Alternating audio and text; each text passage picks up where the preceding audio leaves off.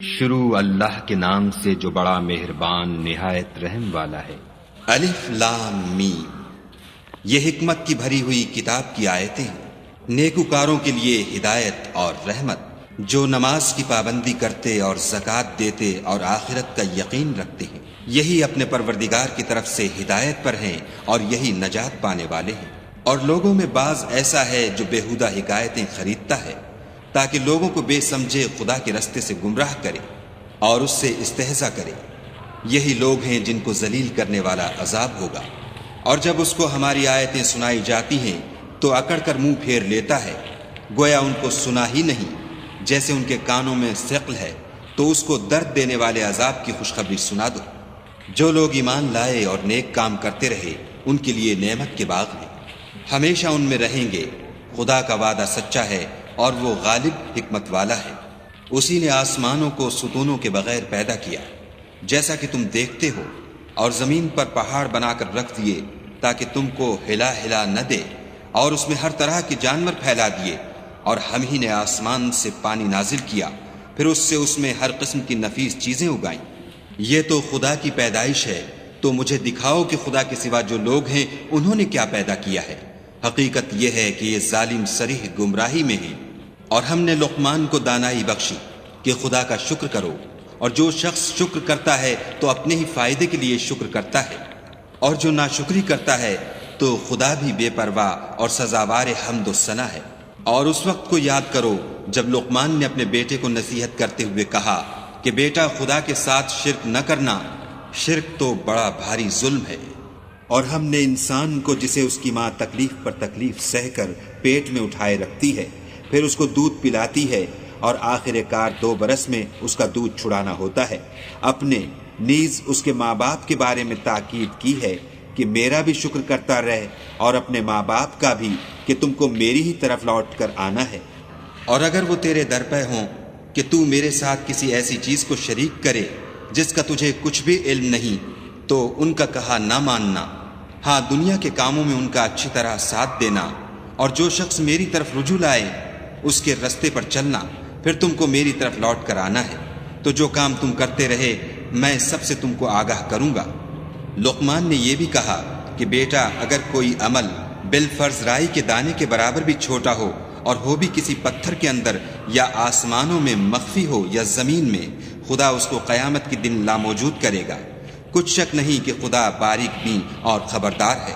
بیٹا، نماز کی پابندی رکھنا اور لوگوں کو اچھے کاموں کے کرنے کا امر اور بری باتوں سے منع کرتے رہنا، اور جو مصیبت تجھ پر واقع ہو اس پر صبر کرنا، بے شک یہ بڑی ہمت کے کام ہے۔ اور ازراہ غرور لوگوں سے گال نہ پھلانا، اور زمین میں اکڑ کر نہ چلنا، کہ خدا کسی اترانے والے خود پسند کو پسند نہیں کرتا۔ اور اپنی چال میں اعتدال کیے رہنا، اور بولتے وقت آواز نیچی رکھنا، کیونکہ اونچی آواز گدھوں کی سی ہے، اور کچھ شک نہیں کہ سب سے بری آواز گدھوں کی ہے۔ کیا تم نے نہیں دیکھا کہ جو کچھ آسمانوں میں اور جو کچھ زمین میں ہے، سب کو خدا نے تمہارے قابو میں کر دیا ہے، اور تم پر اپنی ظاہری اور باطنی نعمتیں پوری کر دی ہیں۔ اور بعض لوگ ایسے ہیں کہ خدا کے بارے میں جھگڑتے ہیں، نہ علم رکھتے ہیں اور نہ ہدایت اور نہ کتاب روشن۔ اور جب ان سے کہا جاتا ہے کہ جو کتاب خدا نے نازل فرمائی ہے اس کی پیروی کرو، تو کہتے ہیں کہ ہم تو اسی کی پیروی کریں گے جس پر اپنے باپ دادا کو پایا، بھلا اگرچہ شیطان ان کو دوزخ کے عذاب کی طرف بلاتا ہو تب بھی۔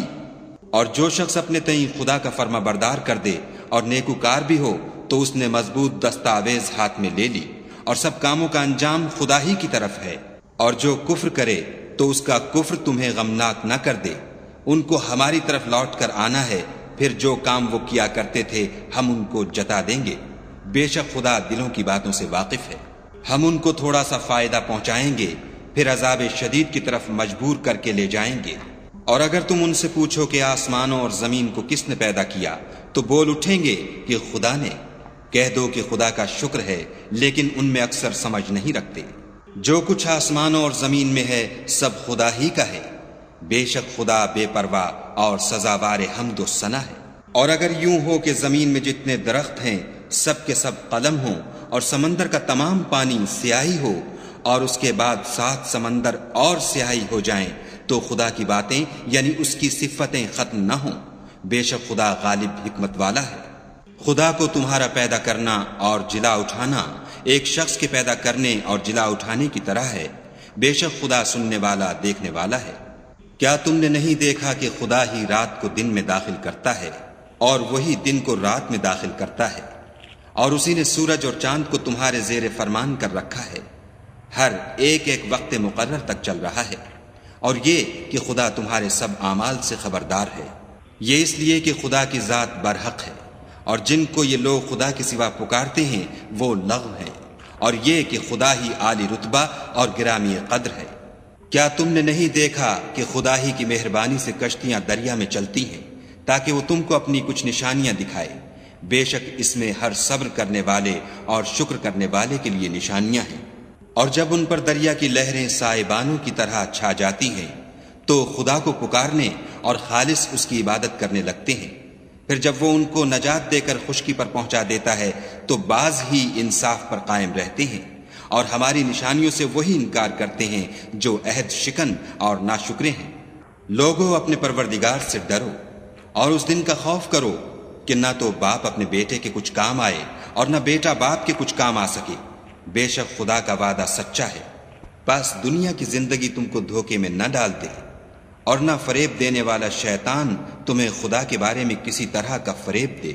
خدا ہی کو قیامت کا علم ہے، اور وہی مے برساتا ہے، اور وہی حاملہ کے پیٹ کی چیزوں کو جانتا ہے کہ نر ہے یا مادہ، اور کوئی شخص نہیں جانتا کہ وہ کل کیا کام کرے گا، اور کوئی متنفس نہیں جانتا کہ کس سرزمین میں اسے موت آئے گی۔ بے شک خدا ہی جاننے والا اور خبردار ہے۔